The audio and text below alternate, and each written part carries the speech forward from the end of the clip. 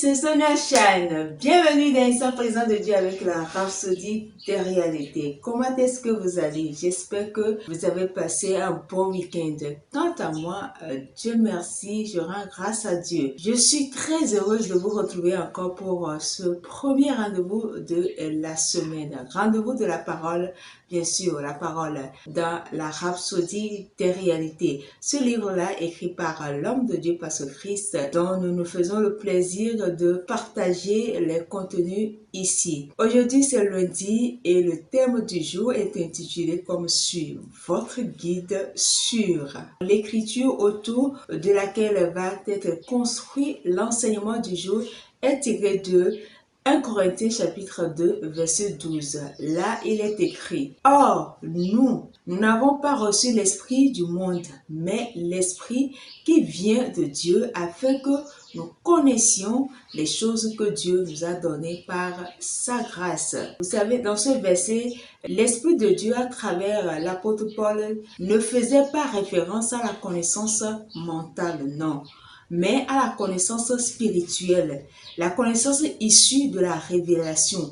C'est-à-dire la révélation qui vient de Dieu. Dieu te révèle quelque chose sur un point donné, sur un verset particulier ou bien sur une situation particulière. Ça te donne la connaissance précise, pointue, claire sur la chose. Et c'est plus facile pour toi de parler de cette chose. En tant que nouvelle créature ou bien enfant de Dieu, il est possible que nous connaissions la volonté de Dieu pour notre vie. La Bible dit que les choses spirituelles ne peuvent être comprises que spirituellement. La référence à 1 Corinthiens chapitre 2 verset 14. Nous parvenons à ce stade lorsque notre esprit est illuminé par la parole de Dieu. À travers le ministère du Saint-Esprit, nous sommes en mesure de connaître la volonté et le dessein de Dieu. Cela veut dire que la direction, la guidance, le conseil, l'intervention du Saint-Esprit est plus importante dans notre vie. Ça veut dire que nous ne faisons rien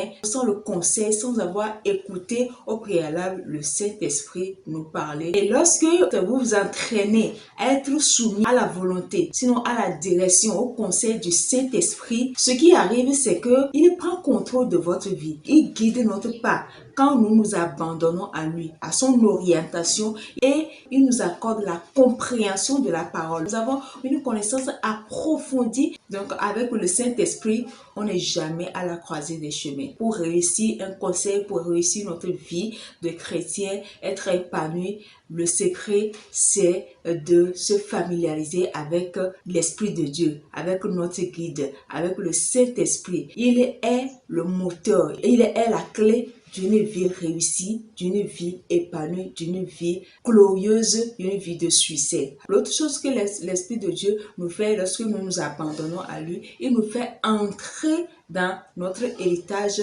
dans la destinée de Dieu pour notre vie. Alléluia, n'est-ce pas merveilleux? De connaître la volonté, la destinée de Dieu pour notre vie en tant que nouvelle créature. Parce que c'est important. Chaque enfant de Dieu a un objectif, a une destinée à accomplir sur cette terre. Et quoi de plus merveilleux, de plus rassurant de trouver sa voie, de trouver sa destinée, de savoir ce pourquoi je suis venu sur cette terre et l'accomplir. Par exemple, en tant que nouvelle créature, on va être amené à prendre une décision sur laquelle on n'est pas trop sûr. On ne sait pas si c'est la bonne ou bien c'est la mauvaise décision, c'est le bon ou bien c'est le mauvais choix on veut faire.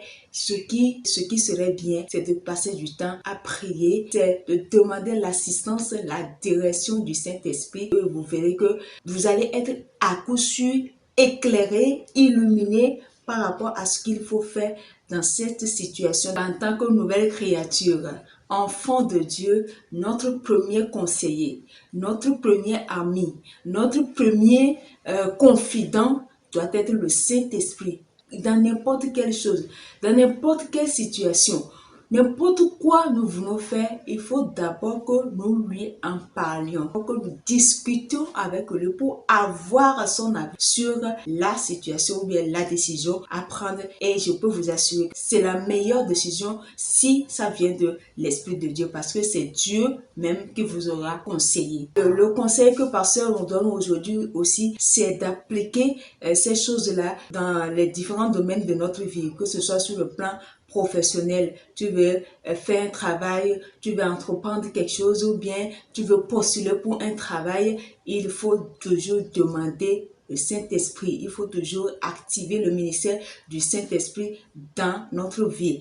Et ça va nous permettre de savoir réellement ce travail, ça fait partie du canevas de Dieu. Est-ce que ça fait partie du plan de Dieu pour notre vie? Sinon, ce serait quelque chose que nous allons faire, mais nous n'allons pas profiter de cela. Donc, rien ne lui est étrange. Notre vie ne lui est pas étrange. Il sait tout à propos de notre vie, plus que nous-mêmes nous ne le sachons. Et l'autre avantage, quand nous nous familiarisons avec l'Esprit de Dieu, bien quand nous nous abandonnons, nous laissons à la direction de l'Esprit de Dieu, c'est que il nous accorde une amplitude de compréhension extraordinaire et une sagacité surnaturelle pour exceller dans tout ce que nous faisons. Et c'est vraiment rassurant. Et c'est très important de réussir dans tout ce que nous faisons. Réussir sa vie et réussir dans la vie, c'est deux choses bien différentes. Réussir sa vie, ça veut dire que tu as réussi à la vie pour laquelle Dieu t'a destiné, tu as été prédestiné. Réussir dans la vie, c'est-à-dire que tu as juste suivi le mouvement, la vague, tu as réalisé des choses, tu as excellé, tu as été brillant sur le plan académique, scolaire. Après cela, tu as trouvé un bon boulot, tu as de l'argent, tu subviens à tes besoins. Mais le pourquoi Dieu t'a créé, t'a mis sur cette terre-là, tu auras raté ça. Donc avec l'Esprit de Dieu, tout ce que tu fais te réussit. Tu es calé dans tout ce que tu entreprends. Tu ne connais pas d'échec parce que c'est lui qui te guide. Tu ne prends pas de mauvaises décisions. Tu ne fais pas de mauvais choix. Tu sais prendre des décisions, tu as une connaissance ou bien tu arrives à savoir que telle décision ou bien telle autre décision, ça vient de Dieu, c'est Dieu même qui m'a inspiré, c'est Dieu qui m'a dit de faire ça. Je ne fais pas ça parce que les autres le font, non, c'est parce que c'est Dieu même qui m'a inspiré, qui m'a instruit à le faire. Et si c'est comme cela, tout te réussit naturellement. Rappelez-vous cette écriture dans Jean chapitre 14 verset 26 où le maître même nous donne cette instruction que il vous enseignera, en parlant du Saint-Esprit, de l'Esprit de Dieu bien sûr, il vous enseignera toutes choses et vous rappellera tout ce que je vous ai dit. Alléluia, c'est l'Esprit de Dieu. C'est l'une des missions de l'Esprit de Dieu dans notre vie. C'est de nous enseigner les choses présentes, les choses à venir, les choses futures. C'est de nous rappeler très souvent les Écritures, ce que Jésus-Christ a dit, la parole de Dieu. Donc avec l'Esprit Saint dans notre vie, nous ne pouvons jamais marcher dans les ténèbres ou être confiants à propos de quoi que ce soit. C'est parce que il est le bon conseiller. Il nous aide à retenir les connaissances et les informations dans notre esprit et à les ramener à notre conscience lorsque l'occasion se présentera. Alléluia! N'est-ce pas merveilleux? Il est le guide sûr, d'où le thème de l'enseignement. Voilà, nous allons prendre la prière. Je dis, vous répétez après moi, s'il vous plaît. Cher Père, merci pour le doux Saint-Esprit qui m'enseigne, me guide et me dirige sur le bon chemin que tu as préétabli pour moi et m'aide à le suivre. Je le suis soumis car il me guide dans toute la vérité et m'apprend à faire les bons choix et à prendre les bonnes décisions qui sont conformes à ta volonté parfaite pour moi, faisant de moi un succès absolu dans la vie au nom de Jésus. Amen.